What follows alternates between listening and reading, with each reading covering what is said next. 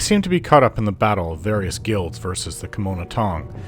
I really wish I knew where their leaders were so I can go there and eliminate them all. I'm all for Morrowind only for the Dunmer, but I am not for corruption, which is what the Kimono Tong do to get their way. They have to have some wealthy backers, people that are supporting their group. Otherwise, I don't see how they could operate. I know they are also heavily involved with smuggling and various other crimes.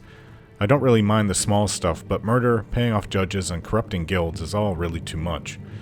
I also believe in justice, and no, not the kind my former lover Bethany received in the Imperial City. She most certainly didn't deserve her death for taking part in skooma smuggling.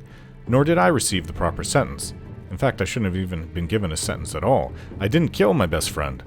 There was no investigation done, and the judge just heard the evidence and after some time thinking about it, handed me my sentence to live out the rest of my life in the Imperial City prison. So I will do everything within my power to help both the Thieves Guild and the Fighters Guild rid themselves of the Kimono Tong and the threat of them within Vardavel.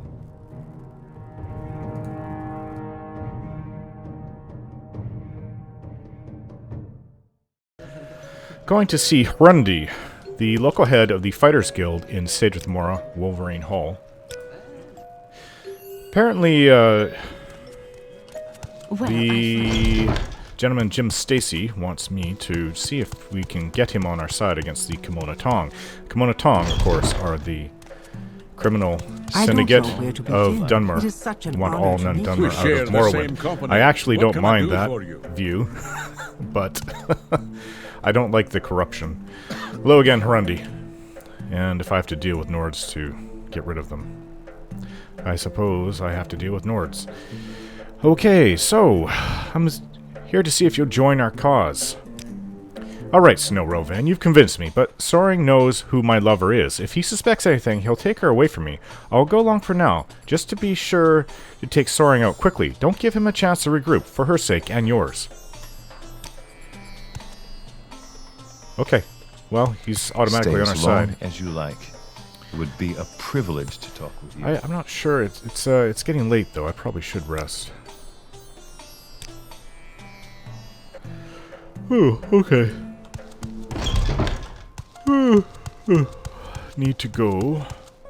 So I don't need to go find his Dunmer lover My down. pleasure. Wrong place. This is where I need to go. An honor, to be sure. Hello again, Anil. Okay, so I guess... See, I have to see what it is that... Okay, Jim Stacey, but what about Precious Mercy has told me that Master of Fighters Guild, Soaring Hardheart cannot be bribed or threatened into supporting Thieves Guild. So he wants me to kill him, is that it? The head of the Fighters Guild.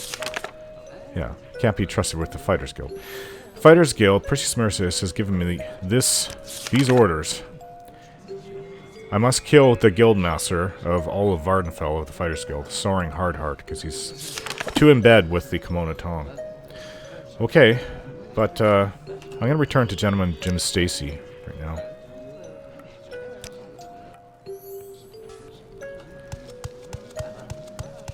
You seem like very good company. I think I impressed him that I solved the mystery of the disappearance of the dwarves. See, I don't like calling them dwarves, but they're Mer. Trying to make them sound like they're not Mer. Dwemer. They just tend to have beards more than other Mer. I could grow a few things if I have to shave a little bit, but doesn't it takes a while to grow. It lasts quite a while once I do shave. I'm not sure if this is the right side, but so I wrote it down on my local map. It's on the other side this way to Gentleman Jim Stacey. What do you want? Because he does not live in a very conventionally easy to get to place.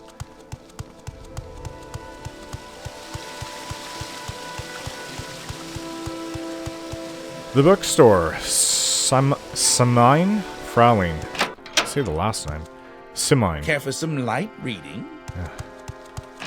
Get a real name.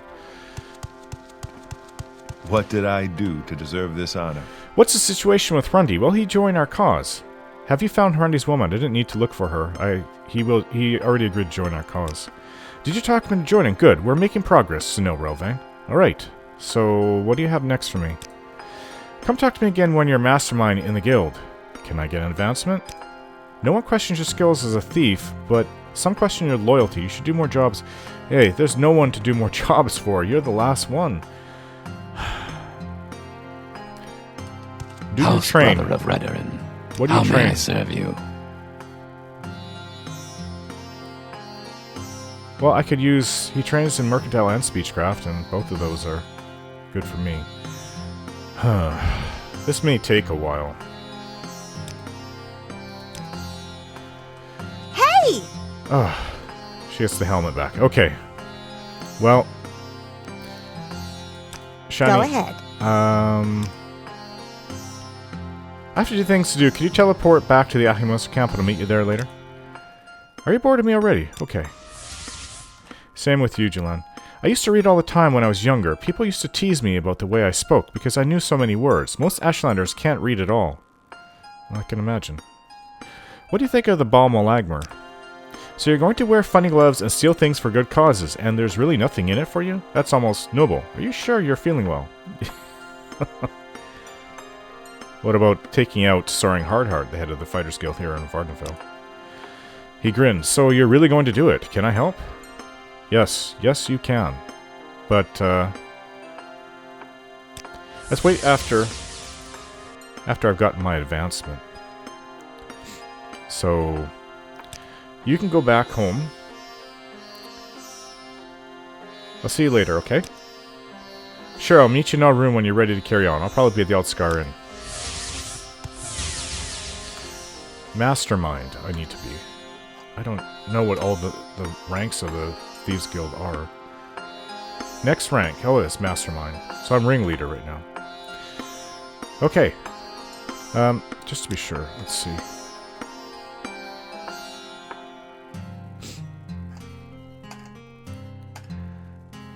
Well, some say I'm really good at speechcraft. I think I am. I can convince anybody of anything. I was hoping to improve my security skills, but he doesn't train in them. I could always try searching for somebody who can. But, this may take a long time. Many hours of the day has already gone by, so I'll just continue on. Sleep and train, till I get where I need to be. Well, there goes a day. Trade in Mercantile, learning how to get better deals when I'm buying and selling with the vendors.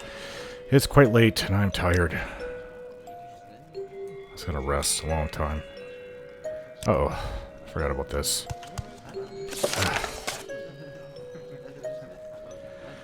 Well, the last thing I wrote down was Gentleman Jim Stacey thanks me for convincing Harundi to stop persecuting the Thieves Guild, but I don't assume that has nothing to do with what's coming here now. Is it another ash creature? Yes. If there's anything Why don't you guys fight these things when they appear? If there's anything I can do, I am humbly at your service. What do you train in? Alchemy, destruction, unarmed, yeah. I'm going to have to search for somebody that trains security, because Mercantile will only take me so far within the guild. I don't even think it will really take me very far. I'm tired. Sleep for a long time.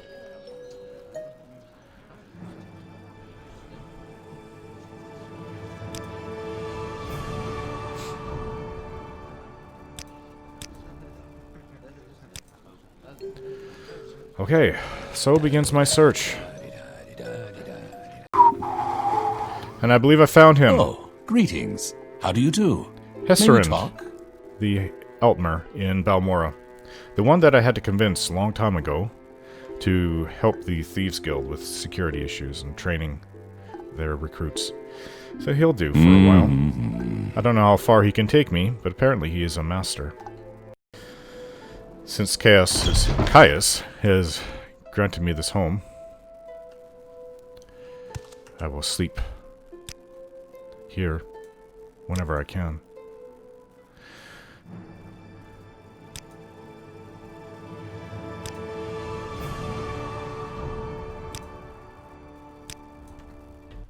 Back to training. Another night.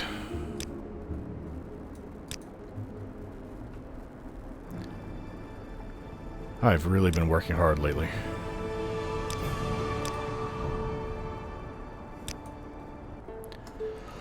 Whew, well, I think I've trained up enough as I can. I also trained in sneak and my acrobatic skills.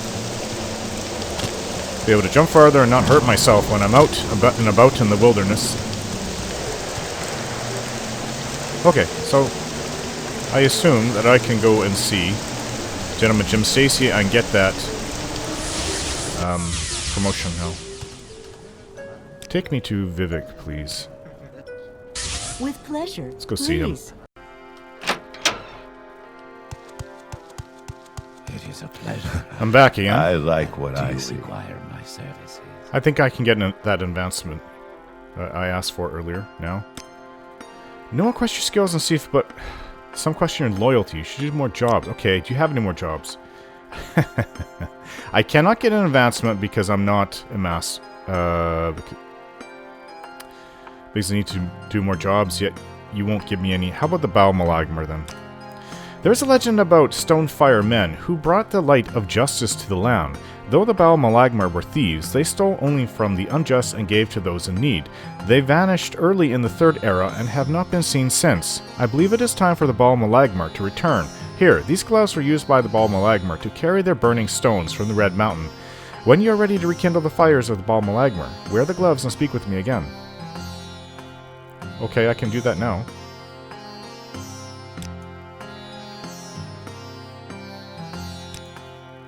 Okay, so you want me to put on the gloves. Okay. This is a bit silly. But I'll do it.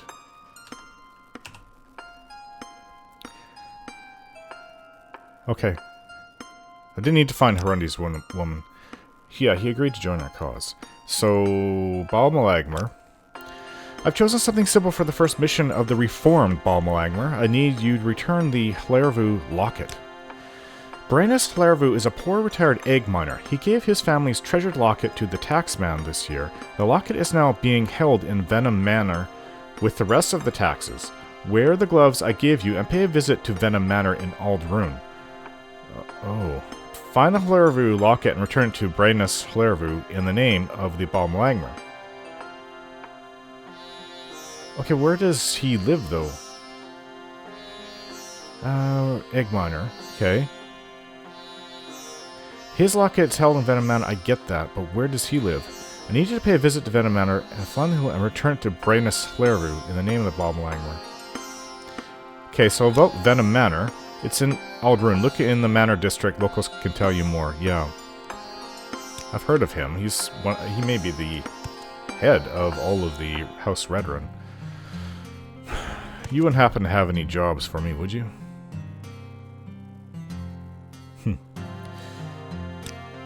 What do you think of Big Helend? Go to say it tomorrow, you'll find Big Helend at Dirty Muriel's Corner Club. It's quite the place. Yeah, I know her. What do you sell? Some books, and that's it. Well, let's go to Aldrune then.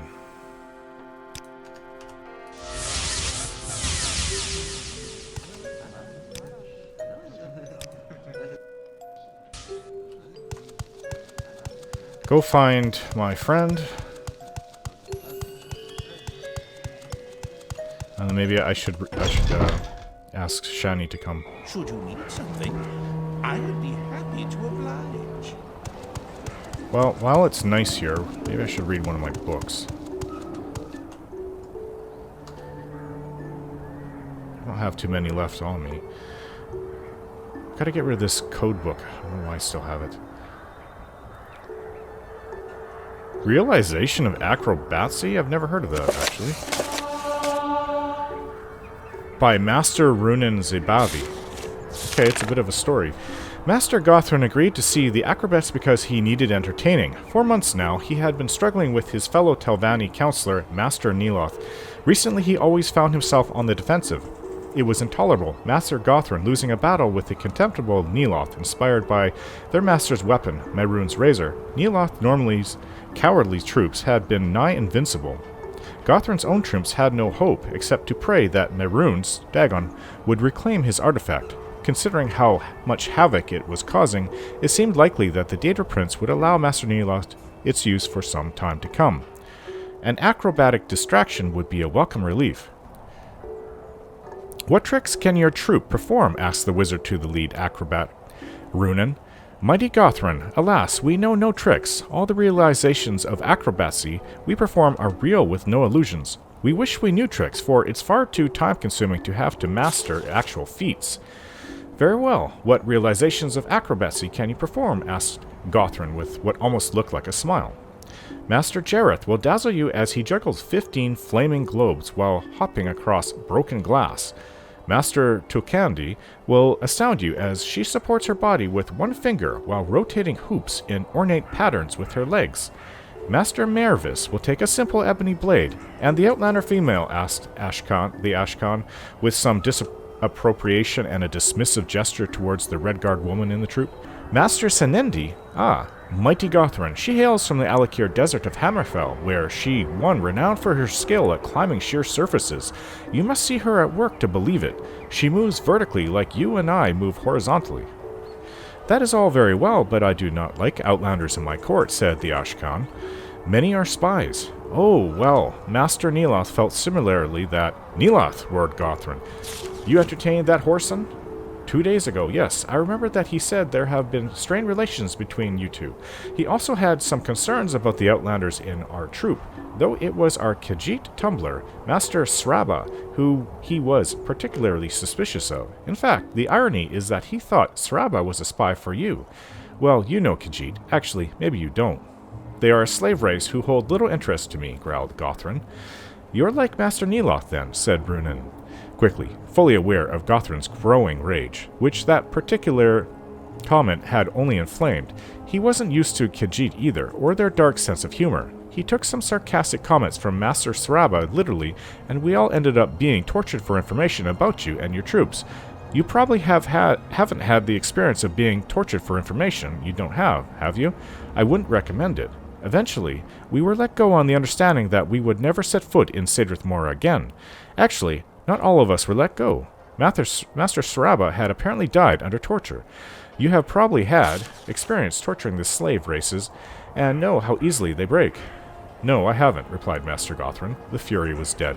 We should have probably left then, but we decided that he still owed us for the entertainment we provided under torture. We weren't sure how to collect, but he mentioned during the course of his ravings that he had a very valuable bauble, a razor of some kind. Mehrunes' razor? He gasped. What did you do? Master Haraxotil and Thelagorm compressed themselves low enough to squirm under the gate so they could lower the bridge into the main courtyard of the stronghold. Masters Tilkandi, Mervis, Jareth, and I formed a pyramid to give Master Senyidi a boost up to the tower of Tel Naga. She scaled it up to the top. She scaled it? Asked Gothrin, who was familiar with the tower. It was high, but the surface of these Telvanni mushrooms is practically a ladder to someone of Master Senyidi's skills. In a few minutes' time, she was in the room with the razor in hand. In a few more minutes, she was back down the tower, and we were running for the gateway in. Now, with all humility, I would say that no one is faster on their feet than our troop, but Master Neloth's guards were surprisingly quick. I sent the troop through the gate to the docks, while I distracted the guards. I confess, I never associated brave actions with traveling acrobats, said Gothrin. It wasn't bravery, it was economics, smiled Renanin. I consider the amount of gold and time it takes to train a good troop, and it seems smarter to try to save everyone. In any case, I lured the guards around to the back of the gateway in, far from the others, and when I was sure they were safe, I jumped off the wall and into the water. You jumped off the wall? Well, yes, as a matter of fact, I did. It's pretty tall. It was a simple matter, especially since I could land in the water. Still, it's only a matter of rolling and twisting the body like so. I'll demonstrate it if you want. Later, if you please, said the Ashkan. What happened then? We arrived here at court, said Runan simply. And when did Master Neloth get Mehrunes' razor back from you? Mighty Gothrin, that part of the story hasn't happened yet, said Runan. Are you ready for us to perform for you now? I haven't told you about our latest realization of acrobacy when Master Mervis takes a simple ebony blade and juggles it in one hand and a handful of marshmallow reeds in the other. I don't want to give the whole effect away, but at the end of the act, you have some very fine sheets of papyrus. It sounds delightful, Master Rinnan, said Gothrin. I look forward to seeing it in a few days' time, but I must leave now to meet Master Neloth on the field. I will soon return for a victory celebration, and I want to see all your realizations of acrobacy. In the meantime, you will be honored guests with every luxury the Archmagister of House Tavani can afford. So the room and board will be almost as nice as a third-rate show on Rehad, said Senyidi as they took their rooms a few hours later. Why do we bother with these backwoods performances? There are already so many jugglers in Rehad, said Renan with a shrug. Interesting. Okay, let's get my friends. Call Shani. Yes. Shani?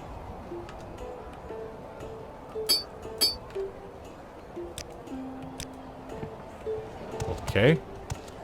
I'm not sure why she's not answering. Maybe she's busy. Hopefully we won't have to go right there, but Julan can teleport us, to his mother's hut, which is pretty close. I guess that's where he set his recall, and Shani set hers to the Ahimasa camp, which makes sense. How do you do, Dunmer? How are you? Hello again. You're not the guildmaster here, it's in... I think it would be a different place. Yes, come on, let's go. Try to contact Shani again. Oh, for some reason she's not responding.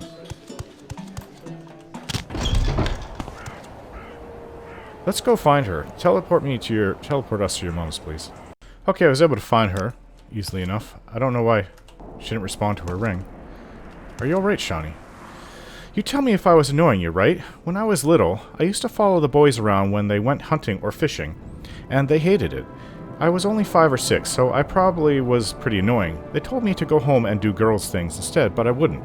They tied me to a tree by my braids once, just to stop me tagging along. That's how I first met Julan. Well, that really wasn't very nice. It was terrible.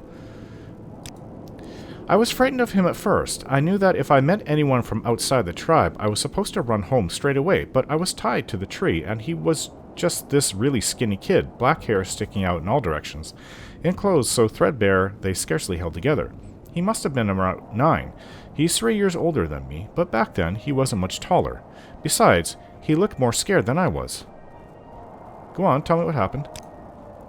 He was staring at me like I was a strange animal he thought might attack, but he was too curious to run. So we both stared for a bit, then I told him to untie me. He looked shocked. I spoke the same language he did. 'Cause he jumped, and I thought he was going to run away. Untie me, I said again, and this time he shook his head really fast, but he didn't move, so I told him again, louder. He paused, like he was thinking about it, then he said, I can't. I have to kill a mud crab for Mother. So what, I said. Untie me, and I'll help you kill the crab. He still hesitated, but I kept yelling at him until he did what I said. I soon found out he was almost always did whatever he was told because he didn't know any other way to act. He hadn't wanted to untie me because his mother had told me to go and kill a mud crab, and when she told him to do something, he wasn't allowed to do anything else until he'd done it. She had him completely brainwashed. He was like this little puppet child. It was really weird. I didn't know how to do anything. He didn't know how to do anything. He was trying to kill the crab in totally the wrong way, stabbing at it from the front where its pincers could get him. I ran around behind it, kicked it over onto its shell, then stabbed it in the soft bit, so it died right away, and he was really impressed. He didn't know any games at all. I don't think he even understood the idea of playing, doing things because they were fun, and he hardly ever spoke at first. Mostly he'd just shrug if I asked him questions. It took me ages to first make him laugh. He wasn't used to it. He didn't know anything about how to act around other people. All he knew was that he wasn't supposed to go near them. When I went home, I told my parents all about the strange boy I'd met, and they looked at each other in a weird, meaningful way. Then my father said I wasn't allowed to talk to him again. When I asked why, he just said he was an outcast. My mother kissed me and said it was for the best, then she made me promise. But I've never cared much about keeping promises. When I found Julian again, he told me his mother had made him promise the same night it was easy to convince him to disobey her. He'd never disobeyed her before, so it was exciting, and once I got him started, it was addictive. Not that he got to decide what to do after that, of course, I did. I was really happy because I found a boy who didn't know he wasn't supposed to play with girls, one who'd do whatever I wanted. That makes it sound like I was using him. Yes, kinda does. But he got more out of our friendship than I did. I taught him how to be a kid. He hadn't ever had that. He was so lonely, trapped out there with only his crazy mother. I gave him a tribe, a real family at least, for a while. Of course, everyone went crazy the first time I brought him into the camp. The elders muttered and groused in the Ashkan's yurt all night, but in the end, they agreed that he could visit just as long as his mother stayed away. And after that, he slowly came out of his shell and turned into a normal kid. Well, as normal as he ever got, anyway. Julian wasn't a proper member of the tribe, though, and the other boys never let him forget it. He was always getting into fights because he couldn't ignore an insult, especially about his mother, and they all knew it, and provoked him. Since he was smaller, he always lost, but he never gave in. They just used to get bored and move on, leaving me to patch his wounds and cheer him up. See, we were best friends because he needed me, and I guess I needed him too. The boys still ignored me, especially now I was hanging around with the outcasts, but we didn't care what they thought. We made our own games. Maybe I did get him into trouble, but he can't deny we had fun back then. I miss those days, before we had to grow up, and everything got complicated. Well, thanks for telling me. By the way, I don't flip mud crabs over. My sword is powerful enough to just go right through its shell. I just shoot my arrows into them whatever direction. I used to have a little bit of trouble at first killing them with one hit, but that was with my first bow. Okay, shiny. Go ahead. Oops.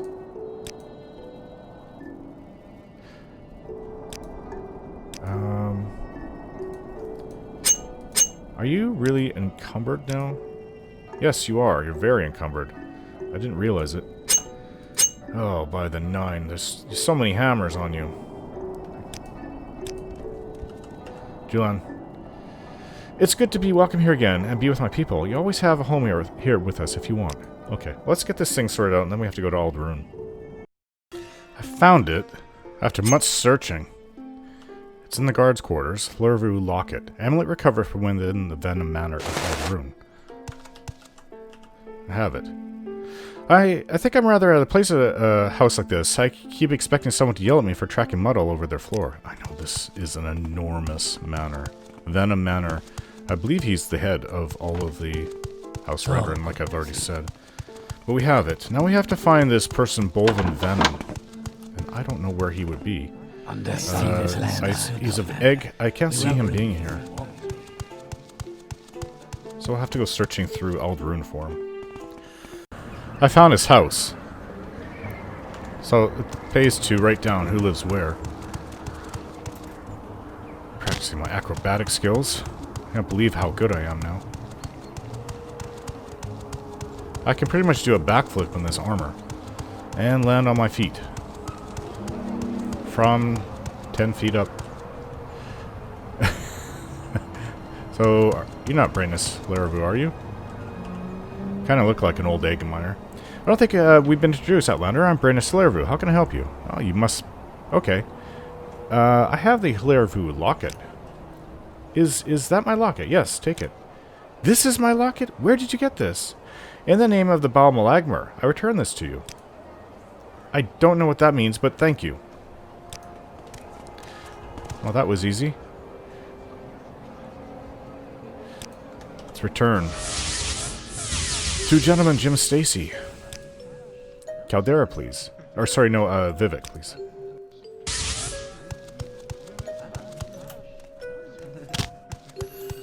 Reading. He always says that every time I come in. For some light reading. It is a pleasure. Well met, friend. Yes. Do you require I returned the locket. services? Good. Justice has been done, and if you kept a little something for yourself, I can certainly understand. I know someone else the reformed Baal Malagmer might do, if you're interested. Okay, so can I get an advancement? Congratulations, Sunil Relvain. You are now Sunil Relvain, the Mastermind. Thank you. Alright, as for the jobs, the Kamonatong's best enforcers are Neville and Rains Aenith. Oh, those two. I killed them. You've already killed Neville and Rain Zayaneth? Good work, Snow Rovane. Their deaths, along with the improved defenses at our guild halls, will keep the Kimono Tong off our backs. But the Fighters Guild is still a problem. Oh, and I found a ring you might like. Yes, those two brothers. I killed them and I made over 30,000 in gold off of whatever they had in their room. It was my best haul ever. Well worth it.